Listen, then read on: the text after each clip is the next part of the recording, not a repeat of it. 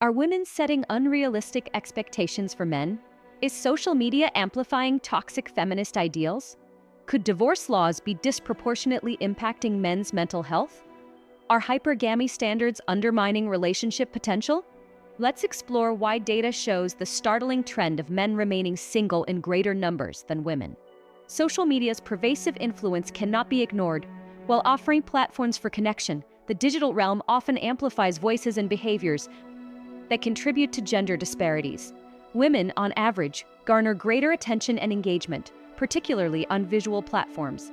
This boosted visibility can fuel both ego and the spread of feminist ideals. This isn't to say that men can't succeed on social media, but in comparison, women tend to outperform men on these visual platforms. This skewed dynamic can inadvertently promote the idea that a woman's value is tied to aesthetics, reinforcing a hypersexualized narrative.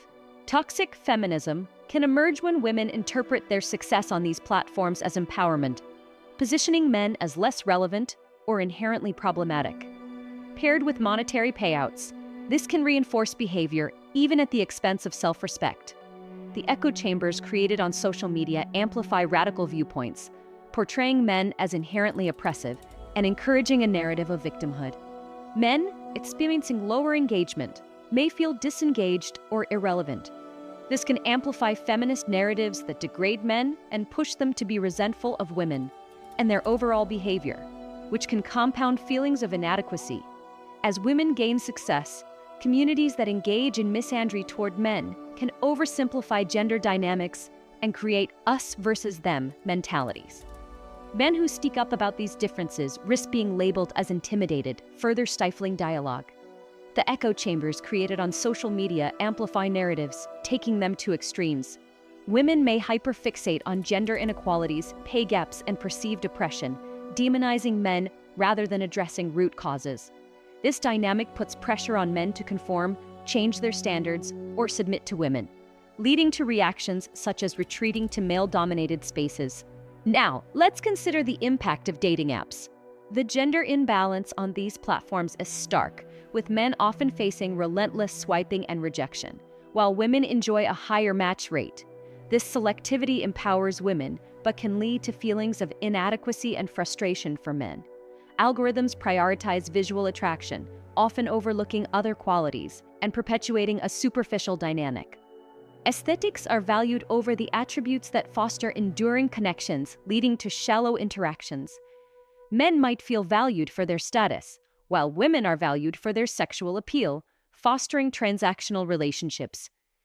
Rejection on these apps can negatively affect men's self-esteem, especially when coupled with the broader social and cultural pressures already mentioned. Here, the paradox of choice comes into play. While both genders can experience it, women with more matches may struggle with commitment, always seeking something better. Men, conversely, may feel disheartened by the lack of options or constant rejection. Women tend to set the standard for intimacy. Casual sex is more accessible. Even women seeking deeper connections must elevate their standards for men. Now, let's discuss hypergamy, the idea that women tend to marry up. This complex concept, rooted in evolutionary psychology, suggests women seek partners of higher status, intelligence, or material means. Traditionally, this made sense when women needed financial security. Today, with increased financial independence for women, some argue hypergamy creates unrealistic expectations for men, who may feel that their accomplishments are never enough. Educated, financially successful women struggle to find partners, complicating the dating world for both genders. What women perceive they want may differ greatly from what they actually need in a partner. As society has evolved and traditional values have waned, the concept of female empowerment through the objectification of one's body is a path some have chosen. But these avenues only open when the male gaze is available, and men give that gaze. Therefore, accountability lies on both sides. The evolution of divorce laws has had a profound impact on marriage rates, divorce rates, and overall gender dynamics. These laws, intended to ensure fairness, have inadvertently created disparities.